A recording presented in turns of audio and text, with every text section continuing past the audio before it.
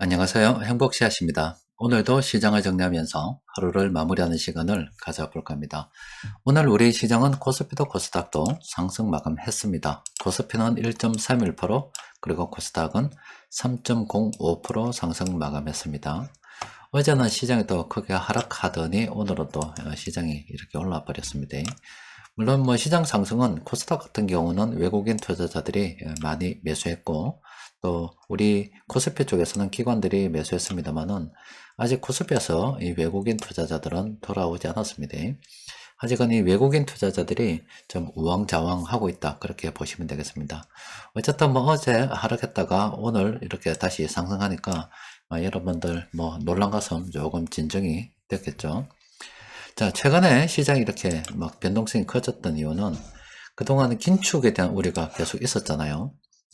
그랬는데 갑자기 은행이 빵 파산하고 난 다음에 미국 정부에서 내가 보증해 줄게 이렇게 돼서 지금 사태가 잠시 진정이 되어 있는 그런 상황입니다.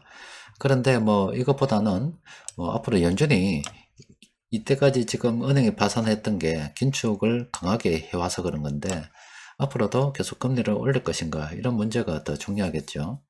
그런데 이제 그 전 단계로서, 물론 어제도 말씀드렸다시피 지금 이 물가 지표, 지난 2월 미국의 소비자 물가 지수가 발표가 됐는데 지금은 이게 예전만큼 중요하지 않게 되어버렸습니다. 왜냐하면은 은행이 파산해서 금융 시스템이 붕괴될 수 있다는 그런 우려가 생겨났기 때문에 이런 것들 이미 물건을 가긴 했습니다만은, 어쨌든 이런 데이터들은 다음 주에 있을 연준의 기준금리 결정에 영향을 미치는 그런 재료는 맞습니다. 이번에 시장에서 나온 재료를 보면은 예측치에 부합한 6%였습니다. 예전보다 훨씬 높은 어떤 지수와 비교가 되었기 때문에 이렇게 떨어졌다라고 볼 수 있죠. 그리고 한동안은 우리나라도 마찬가지고요. 미국도 그렇고 한동안은 과거의 이런 높은 지수와 비교가 되기 때문에 좀 더 계속 좋은 모습 보여가지 않을까 싶어요. 어쨌든 물가가 이렇게 높게 나온다는 것은 연준이 긴축을 계속 해야 된다는 어떤 근거를 제시를 했는데, 물가가 지금 이렇게 예전보다는 6.4, 6.5 요 단계에서는 크게 이렇게 줄어들지 않아서 긴축에 대한 우려가 커졌잖아요.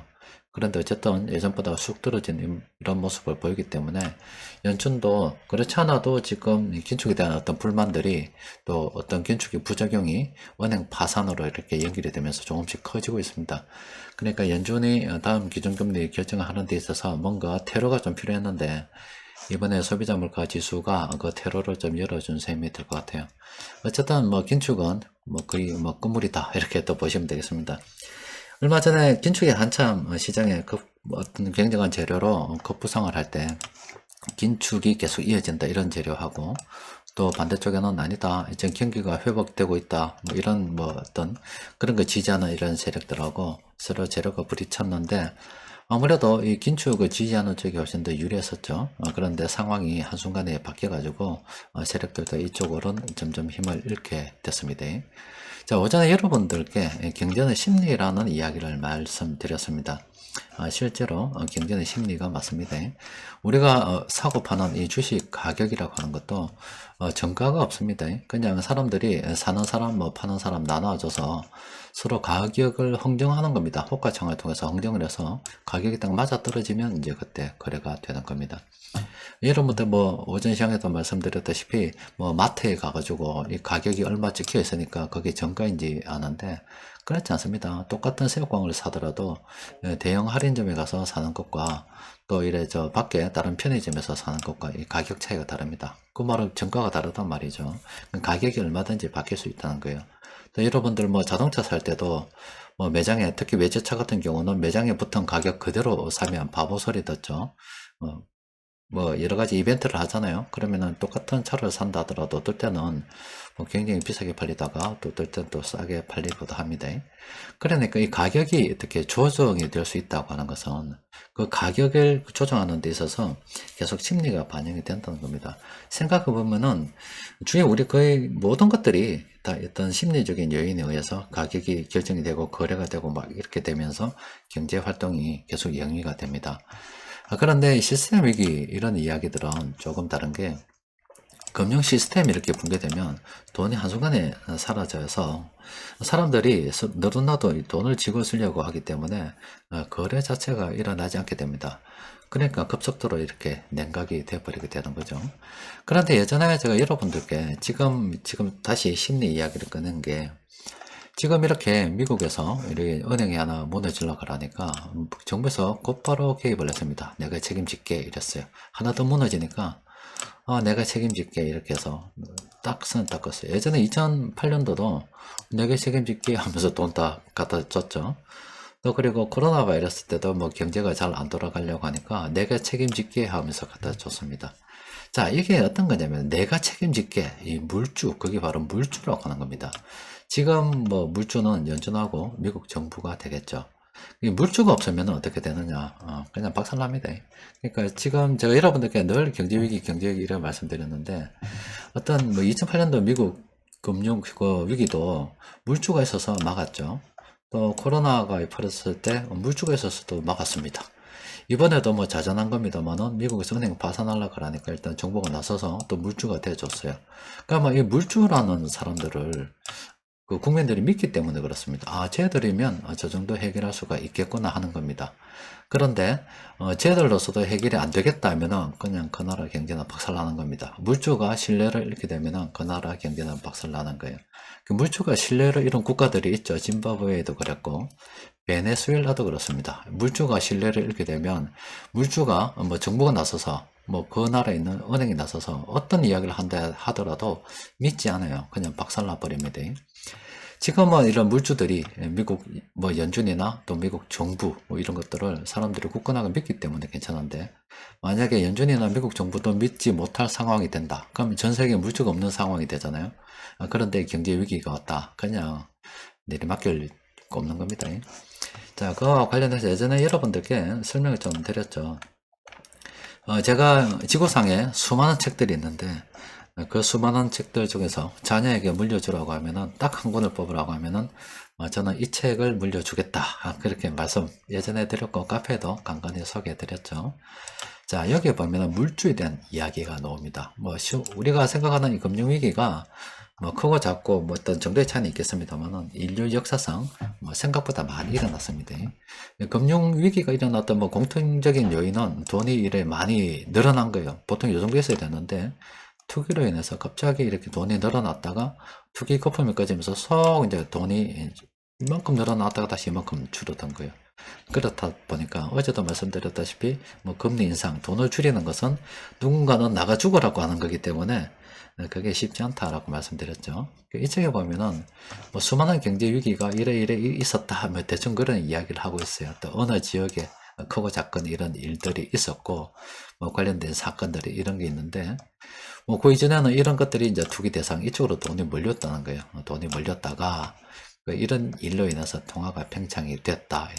뭐 투기가 절정이 된 시점이 이런 거고, 또 그 이후에 이제 붕괴가 일어났다. 대충 이런 이야기들을 하고 있습니다. 자, 좀 복잡한데 지어버리면은. 근데 중요한 게 뭐냐.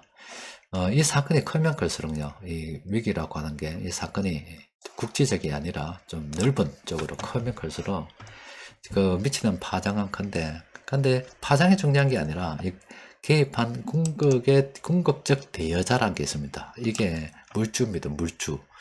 그러니까 어떤 사건이 발생이 돼서 이 거품이 엄청 커졌다가요, 이 투기 거품이 꺼지면서 이런 식으로 해서 이제 쭉 돈이 막 사라지는 거예요. 그러면 이제 다 이만큼 사라진 만큼 나가 죽겠죠. 그 나가 죽으면 이제 박살나니까 누가 물주가 나서야 되는데, 지금 얘들이 물주했단 말이에요. 각 금융위기 때마다 얘들이 내가 할게, 내가 처리할게 이렇게 되고 어떻게든 얘들이 처리를 했어요.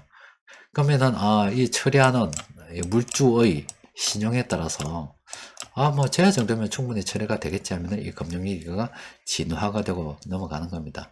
그런데 그때마다 가면 이 늘어나는, 얘가 처리한다는 말은 뭡니까?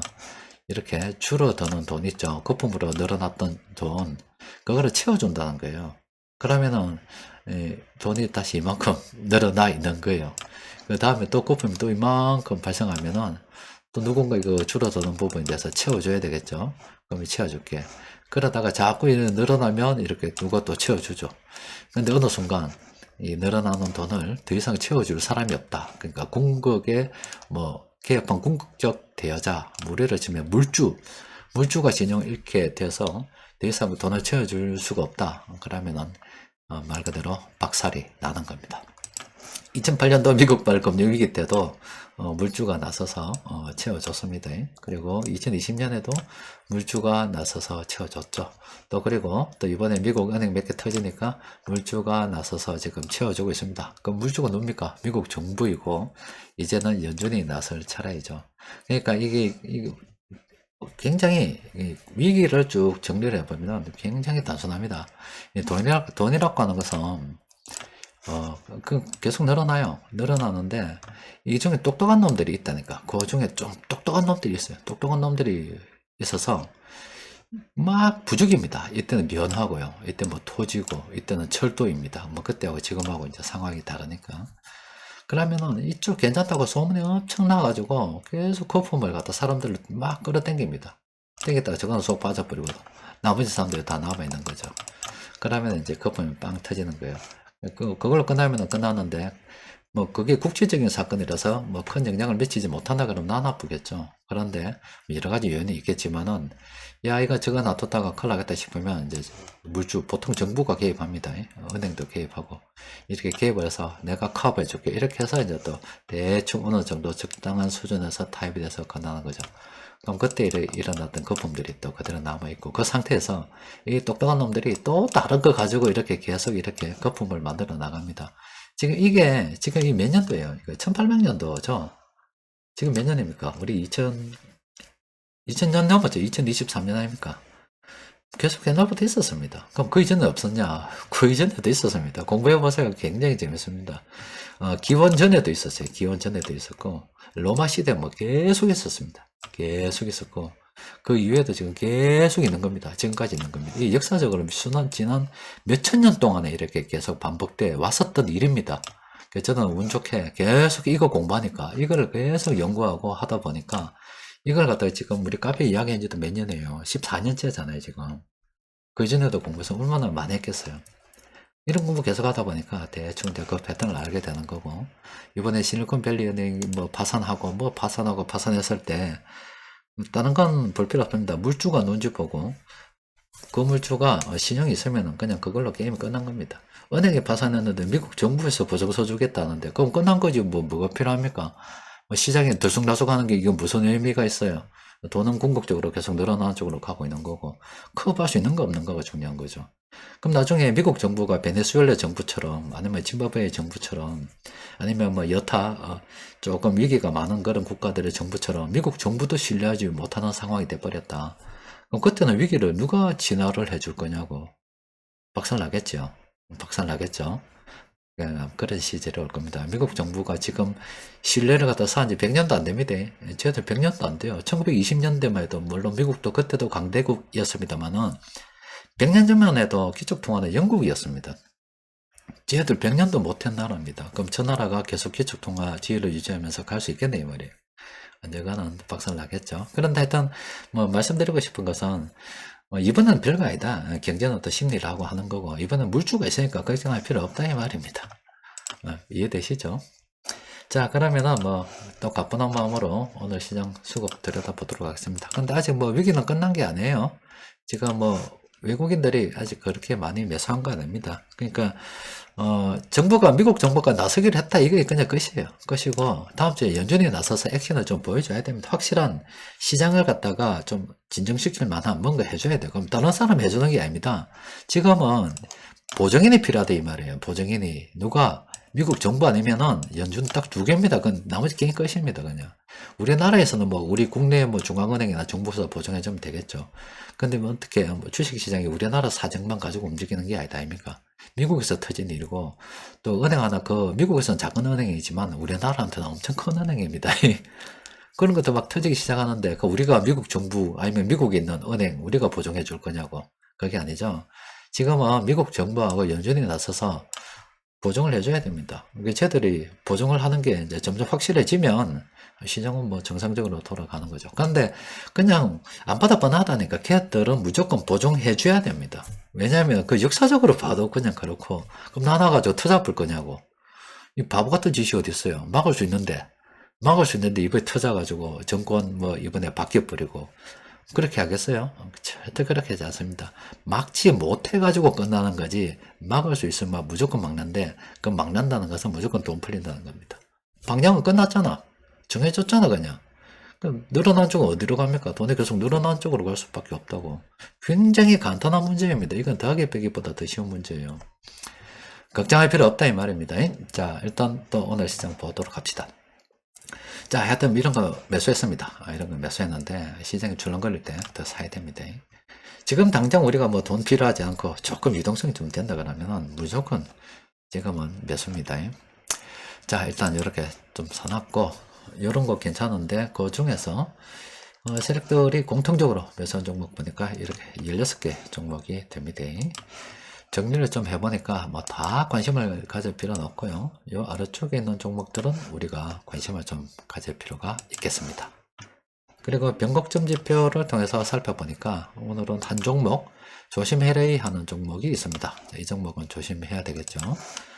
자, 일단 뭐 이 책 뭐 여러분들이 궁금하시면 한번 읽어보십시오. 굉장히 공부할 게 많습니다. 이 책으로만 끝나는 게 아니라 관련된 여러 가지 사건들을 쭉 경려해서 읽다 보면은 여러분들이 어떤 뭐 부자가 되는 데 있어서 하나하나의 지혜를 얻을 수가 있을 겁니다. 공부 잘하는 애들 많죠. 집 애들 뭐 여러 가지 수학도 영어도 공부시키고 어디 취직하라고 공부시키는데 애들 머리가 좋기 때문에 뭐 그 많은 수능 보려고 그러면, 아니면 우리가 자격증을 하나 따려고 그래도 책을 몇 권이나 봐야 돼. 엄청나게 많이 봐야 되죠. 그런데 이 작은 책 하나 못 보겠습니까? 이 정도는 달달 외울 정도로 봐버려야죠. 그렇지 않겠습니까? 사는 데 있어서 제가 볼 때는 수많은 다른 책들보다 더 중요한 책이 저 책입니다. 저 책을 통해서 교훈을 놓고 세상이 어떻게 돌아가는지 깨닫게 되면은 그냥 게임 끝입니다. 그 사람은 그냥 경제적 자연이 되는 가장 빠른 길로 가게 되는 걸 겁니다. 자, 오늘은 여기까지 정리하도록 합시다. 이상입니다.